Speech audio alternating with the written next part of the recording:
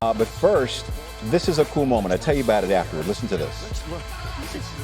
Dad, we see you down here cheering on your son. Just describe that feeling. Oh, he did it again! He did it again! Oh, my God. Okay, I'm not doing this on purpose. He's literally taking, every time we get an interview, he's dunking the basketball. Jalen Johnson's parents. That's so great. That's really cool. That's really cool. There's in the corner. I wonder if they were talking to his dad there when he hit the three. Hawks cut it to three. Early third quarter, Lakers up 8. It's LeBron time. Rui Hachimura 3, no. Max Christie smacks it back out. Hands it to LeBron for 3. And then LeBron, another 3. Lakers up 10. Let's go to the fourth quarter. Davis, Anthony, gives it to LeBron. LeBron James steps into a 3. Lakers on top, 105-93. Few possessions later, they're in control. LeBron, fadeaway jumper, and with that bucket passes Michael Jordan for the most 30-point games in NBA history. Lakers going to win. They talk history afterward. I realized my childhood, and I wear 23 because of him. To know that I can sit here and be in a room or in a conversation or whatever it is, and you mentioned MJ, it's like it's a super duper dope for me, being a kid from where I'm from. It bothers me, but it took him 7 more seasons.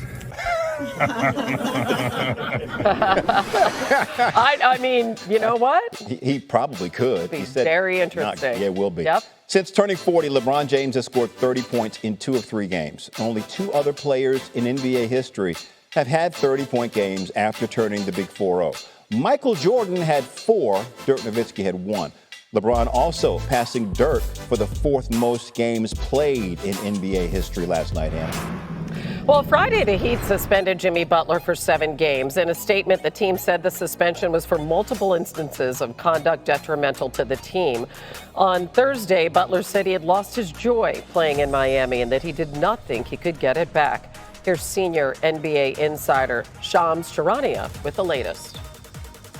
Sources tell me Jimmy Butler has indicated to the Miami Heat that he wants a trade out of Miami and he's open to playing anywhere in the league. From what I'm told, his preferred destinations, though, are the Phoenix Suns, Golden State Warriors, Dallas Mavericks, and Houston Rockets. And although both sides have met over the last week or so, the agent of Jimmy Butler as well as the Heat, to try to defuse this situation, my understanding is this is at a point of no return. And this is a situation between 2 alphas in Pat Riley and Jimmy Butler. It's at an irreparable stage here between the Heat and Jimmy Butler, with about 1 month before the NBA trade deadline.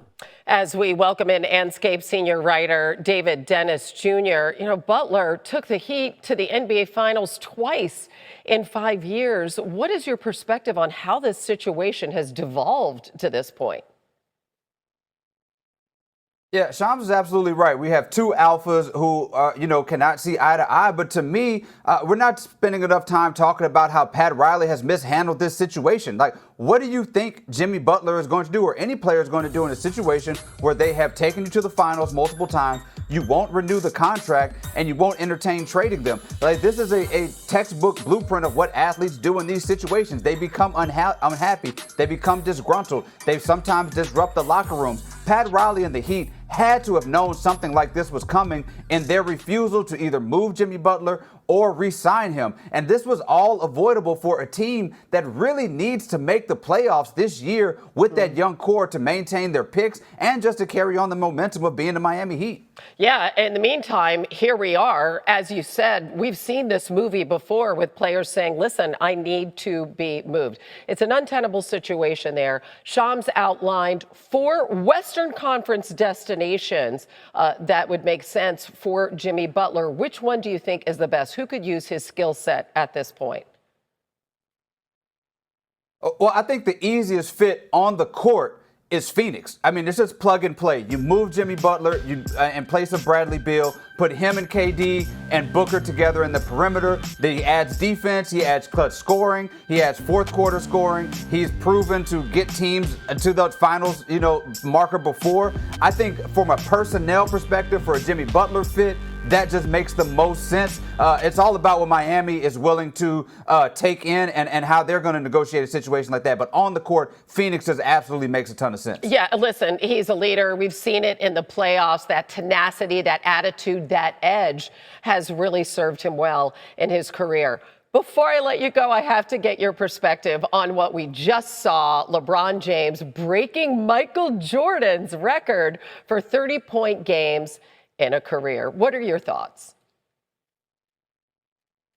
So a few days ago, LeBron says, hey, I could do this for another 5 to 7 years. And everybody's like, okay, Grandpa, like you're just talking crazy. And then he goes out and has 68 points in 24 hours. And it's like, wait a minute, this guy maybe could do this for 5 to 7 years if he wanted to. I mean, this is just incredible output from LeBron. And those records about the most 30-point games after the age of 40, he might break that record by the end of January. I mean, that is going to be something that nobody is going to come close to having the amount of output that he has at this age in NBA history, regardless if you're talking about Jordan or anybody. He is going to surpass a lot of people. The first guy to play as a teenager and at the age of 40.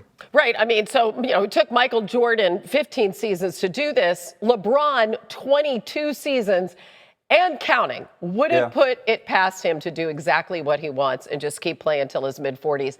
David Dennis Jr., we appreciate it. Thanks.